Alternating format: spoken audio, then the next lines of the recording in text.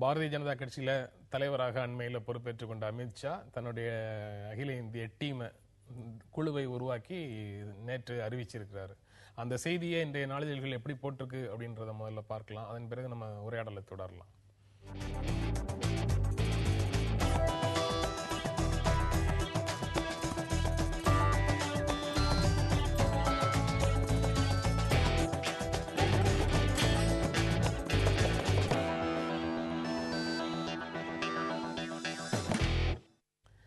அதிரடி அப்படின்னு ஒரு நாளிதழில் தலைப்பு போடுறாங்க. இதுல அதிரடியாக ஏதேனும் நியமனங்கள் இருக்கிறதாக நீங்க நினைக்கிறீங்களா? இல்லை, அந்த அளவுக்கு பாரதிய ஜனதா கட்சியினுடைய அந்த உள்விடயங்கள் எல்லாம் எனக்கு தெரியாது. ஆனால் இது வந்துட்டு இவங்க ஏற்கனவே இருந்தவர்கள் சிலர், அதாவது இந்த கொட்டை போட்ட தலைவர்கள் அப்படின்னு சொல்லுவாங்க தேசிய அளவில், அவங்கெல்லாம் சிலர் நீக்கப்பட்டிருக்கிறாங்க. அந்த கட்சியை பொறுத்தவரை சிறந்த செயல்பாட்டாளர்கள் எல்லாம் வந்துட்டு மேலே கொண்டு வர போயிருக்காங்க, மேலே புதுசாக நியமிச்சிருக்கிறாங்க.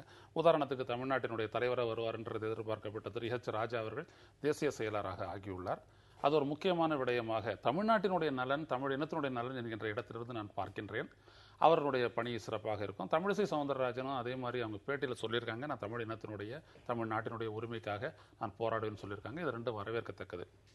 இதில் ஒரு முக்கியமான ஒரு விடயம் என்னன்னு நீங்கள் பார்த்தீங்க அப்படின்னம்னா, இந்த பாரதிய ஜனதா கட்சி இப்பொழுது அமைத்திருக்கக்கூடிய இந்த டீம் நீங்கள் சொன்ன மாதிரி இதனுடைய முழு நோக்கம் அப்படின்றது வந்துட்டு ஒவ்வொரு மாநிலத்திலும் பாரதிய ஜனதா கட்சியை பலப்படுத்துவதற்கான வாய்ப்பு மத்தியில் அரசமைத்திருப்பதனால் வந்திருக்கிறது.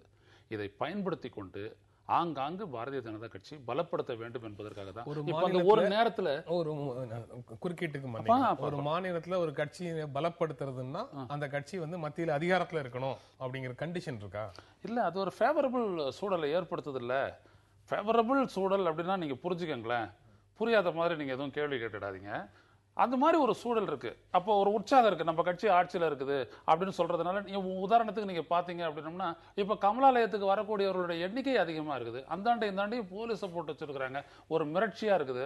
இப்போ வந்துட்டு பாருங்க, அவங்க பேனர் வைக்கிறதெல்லாம் பாருங்க எவ்வளவு இன்க்ரீஸ் ஆயிருக்குன்றத பாருங்க. அவங்களோட ஆக்டிவிசம்னு சொல்லுவாங்க இல்லைங்களா, அந்த செயல்பாட்டு உற்சாகம் வந்துட்டு இப்போ அதிகரிச்சிருக்குது. இதெல்லாம் ஒரு சூழல் அப்படின்ற ஒரு அடிப்படையில் ஒரு சராசரி புரிதலோட தான் நான் சொல்றாரு. அதனால அப்படி ஒரு எண்ணம் இருக்கிறதுனால தான் பண்டாரு தத்தாத்ரேயா போன்றவர்கள் இவங்கெல்லாம் வந்துட்டு அங்க நல்லா செயல்பட்டதா அப்பொழுதே வந்துட்டு பேசிட்டு இருப்பாங்க, அவங்களெல்லாம் சொல்லியிருக்கிறாங்க. ஸோ அந்த அடிப்படையில் வந்துட்டு எல்லாமே அந்த நியமனம் இருக்கிறதா நான் என்னுடைய தெரிந்த அளவில் நான் அதை கருத்து சொல்றேன். இது இன்னொரு நாளிதழில் ஷா ஷோகேசஸ் யூத் பவர் இன் நியூ டீம் அப்படின்னு சொல்றாங்க. யூத் பவர் அப்படிங்கிறது அந்த டீமுக்குள்ள எங்க இருக்கு அப்படின்னு பாக்குறீங்க? அல்லது அந்த யூத்ங்கிற வார்த்தைக்கு அரசியல்ல பொருளே 60 வயசுல இருந்து தான் ஆரம்பிக்குதுன்னு எடுத்துக்கலாம். ஏன்னா 80 வயதுக்கு மேல வந்து அதிகாரத்துக்கு வரக்கூடிய நபர்களாக நிறைய பேரை பார்த்ததுனால 60 வயது தான் அங்க வந்து இளைஞர்களுக்கான தகுதி அப்படின்னு கூட பார்க்கலாம். நீங்க அந்த ஸ்டேட்மெண்ட்டை எப்படி பாக்குறீங்க? இல்ல, அரசியலை பொறுத்தளவில், அதுவும் அகில இந்திய அரசியலை பொறுத்தளவில் அந்த யூத்துங்கிறது ஜென்ரலா நாம யூத்துன்னு சொல்ற அந்த இது வந்து பொருந்தாது. அரசியல்ல அனுபவம் வேணும், ஒரு அரசியல் பவர் பிளேஸை புரிஞ்சு கொள்ளக்கூடிய அந்த புத்திசாலித்தனம் வேணும். இது எந்த வயசுல இருந்தும் எந்த வயசுக்கும் வரலாம் இருந்தார் கூட, அனுபவத்தின் மூலம் வருகிற இந்த மாதிரியான இது வந்து ஒரு 50 வயது ரீச் பண்ணும்போது தான் வரும். அப்போ 50 வயதுங்கிறது தான் யூத் அப்படின்னு அவர் சொல்றாரு அப்படின்னா அது ஒரு ஒப்புக்கொள்ளக்கூடிய ஒரு. இந்த பொதுவான யூத் அப்படின்ற சொல்ற கேட்டகரிக்குள்ள வர்ற தலைவர்களுக்கு இடம் கிடைக்கணும்னா அவங்க நேரடியாக ஏதேனும் ஒரு குடும்பத்திலிருந்து வரணும். ஆனால் பிஜேபிகிட்ட பார்த்தீங்க அப்படின்னா 1 மேன் 1 போஸ்ட்டுங்கிற அந்த இதை தான் வருணை வந்து வெளியில் ஏற்றி இருக்கிறதுக்கு காரணம், அம்மா வந்து மினிஸ்டராக இருக்கிறதுனால ஒரு குடும்பத்துக்கு ஒரு போஸ்ட் அப்படின்னு சொல்கிறாங்க, ஒரு பர்சனுக்கு ஒரு போஸ்ட் அப்படின்னு சொல்கிறாங்க. அது ஒரு வகையில் வரவேற்கத்தக்க ஒரு அம்சமாக தானே. அதனால தானே இல்லை அடுத்த தேர்தலில் வருண் தலைமையில் யூபியில் அரசு அமைந்தால் சிறப்பாக இருக்குன்னு ஒரு அம்மா தன்னுடைய ஆசையை வெளிப்படுத்தினதுனால பையனை பனிஷ் பண்ணிட்டாங்கன்னு பார்க்கலாமா? அப்படி நெகட்டிவாகவும் பார்க்கலாம். இல்லை, அவங்க சொன்ன அந்த கொள்கைப்படி ஒரு ஆளுக்கு ஒரு போஸ்ட்டு, ஒரு குடும்பத்தை சேர்ந்தவருக்கு ஒரு போஸ்ட்டுங்கிற இதில் அவரை வெளியேற்றிருக்கிறாங்கன்னு பார்க்கலாம். யூபி சிஎம் அவங்க கேண்டிடேட்டாக அவங்களை அனௌன்ஸ் பண்ணும்போது வேணால் இந்த வாதம் நம்ம விவாதத்துக்கு எடுக்கலாம். இல்லை, இதில் ரொம்ப முக்கியமான ஒரு விடயத்தை நீங்கள் கவனிக்கலாம். மோடி வந்துட்டு பிரதமர் ஆனதற்கு பிறகு யாரெல்லாம் பாஜகவில் வந்துட்டு ரொம்ப சக்தி வாய்ந்தவர்கள் என்று நினைத்தவர்கள், அத்வானியிலிருந்து முரளி மனோகர் ஜோஷியிலிருந்து, முரளி மனோகர் ஜோஷி தான் அந்த கட்சியினுடைய தேர்தல் அறிக்கையை உருவாக்குனவர். ஆனால் அவர் வெளியில் நிற்க வச்சாங்க. பின்னாடி அவர் ஒரு கவர்னரை போடுவாங்க, ஏதாவது ஒன்று எதிர்பார்த்தாங்க, எதுவுமே இல்லை. இப்போ கட்சி பதவிகள் கூட அவங்களுக்கெல்லாம் இல்லை. அப்போ நீங்க பாத்தீங்க அப்படின்னம்னா இவருடைய முழுமையான ஒரு ஆளுமைக்கு உள்ள கட்சி வந்திருக்கிறது அமித்ஷாவை தலைவரா போட்டதுல இருந்துட்டு இப்போ அறிவிக்கப்பட்டிருக்கக்கூடிய இந்த நிர்வாகிகள் வரைக்கும் தெரியுது.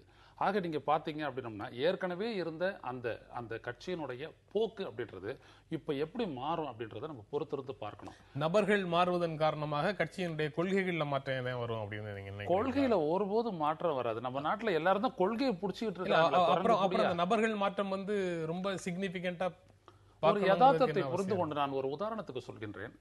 இதுவரைக்கும் பாரதிய ஜனதா கட்சியினுடைய அகில இந்திய தலைமை என்பது தமிழருடைய இந்த பிரச்சனைகளில் காட்டிய அந்த ஈடுபாடு என்பது மாறக்கூடிய ஒரு சூழல் ஏற்படும்.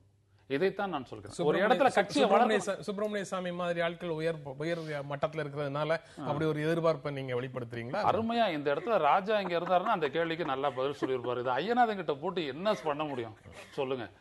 ஒரே கட்சியில் அந்த மாதிரி ஒரு 2 நிலை இருக்கு. அவங்களுக்கு அவரை அணைச்சிக்கக்கூடிய அவசியம் ஏன் வருது அப்படின்றது நமக்கு தெரியல இன்ன வரைக்கும். ஆனா அந்த கட்சியின் பாரதிய ஜனதா கட்சியின் சார்பாக வெளியில வந்து பேசினவங்க அது அவருடைய சொந்த கருத்து, இது கட்சியினுடைய கருத்து இல்ல அப்படின்னு சொல்றாங்க. அதே மாதிரி சாரிங்கிறவர் பேசுறாரு, அவர் யாருன்னு தெரியல, அவர் வந்துட்டு பேசுறாரு. ஆனா இங்க இருக்கிறவங்க சொல்றாங்க கட்சி டைகாட்டமி, அங்க ஒரு பிளவு இருக்கிறது வந்துட்டு நல்லா தெரியுது. ஆனால் நாம எதை பார்க்கணும் அப்படின்னம்னா இந்த மோதல்ன்றது ஏற்கனவே இருக்கு. அதாவது தமிழர்கள் சார்பா பேசிக்கிட்டு இருக்கக்கூடிய நிலை பாரதிய ஜனதாவுடைய தமிழ்நாட்டு தலைவர்கள் மத்தியிலையும் தொண்டர்கள் மத்தியிலையும், இன்னும் சொல்ல போனா ஈழத்தை பொறுத்தவரை ஒரு தெளிவான பார்வை கொண்ட பேராசிரியர் சமீபத்தில் அந்த கட்சியில் இருந்தவர் இறந்து போய்விட்டார். அதெல்லாம் இங்க இருந்துச்சு. ஆனா இது மேல போகல. இப்ப சமீப காலங்களில் இது மேலே போகக்கூடிய அளவிற்கு ஒரு நிலை ஏற்பட்டிருக்கிறது. இந்த மாற்றத்தை தான் சொல்றோம். அடிப்படை நீரோட்டத்தில் இந்தியாவில் எந்த மாற்றமும் எங்கேயுமே ஏற்படுறதில்லை அப்படின்றதுதான் நிதர்சனமான உண்மை. ஆனா நீங்க சுப்பிரமணிய சாமி போன்ற இந்த ஃபேக்டர் அப்படின்றது என்ன அப்படின்னா நாங்கள் பலமுறை இந்த கேள்வியை எழுப்பிவிட்டோம், யாருமே பதில் சொல்லல. எப்படி அவர் ஒரு இன்டிஸ்பென்சிபிள் ஃபிகரா இந்திய அரசியல்ல இருக்கிறாரு அப்படின்றது யாருக்குமே தெரியல. எப்படி இருக்கிறாரு? ஒரு இடத்துல நின்று 10-15,000 ஓட்டு வாங்க கூட ஒரு தகுதியற்ற ஒரு மனிதர் எப்படி வந்து இந்த கட்சியை ரெப்ரசென்ட் பண்ணி வெளியில போறாரு, அதை பேசுறாரு, மிரட்டுறாரு, அப்போதுலேருந்தே செஞ்சுட்டு இருக்கிறாரு. அவர் மேல ஒருத்தர் கூட கேஸ் போடுறது கூட தயங்குறாங்க. அப்படிப்பட்ட சூழல் ஏன் நிலவுது அப்படின்றது யாருக்கும் தெரியல. அது நபர் சார்ந்த விஷயமா இல்ல அவர் ரெப்ரசென்ட் பண்ற ஐடியாலஜி சார்ந்த விஷயமா? இதை எப்படி பாக்குறீங்க? யாரு கேக்குறீங்க? சுப்பிரமணிய சாமிக்கு ஐடியாலஜின்னு ஒண்ணு கிடையாது. பட் அவருடைய அரசியல்ங்கிறது எல்லா அரசியல் கட்சிகளும் சுப்பிரமணிய சாமி இப்போ எந்த அரசியல் கட்சியிலாவது வரேன்னு சொன்னா அவரை ரெட் கார்பெட் விரிச்சு வரவேற்பாங்க. ஏன்னா அவருடைய அரசியல் அந்த மாதிரியானது. அரசியல் போக்கு, அரசியல் பார்வை, எல்லா இடங்களிலும் அவருக்கான இன்ஃப்ளூயன்ஸ் இருக்கு. அதை வைத்து அவர் இன்சைட் இன்ஃபர்மேஷன் ஒரு அரசியல் கட்சியால செய்ய முடியாத ஒரு தனிநபர் தன்னுடைய இது மூலம் செய்யறாரு அப்படின்னா அவர் இன்னைக்கு எல்லா கட்சிகளாலும் மோஸ்ட் வாண்டட் பர்சன்.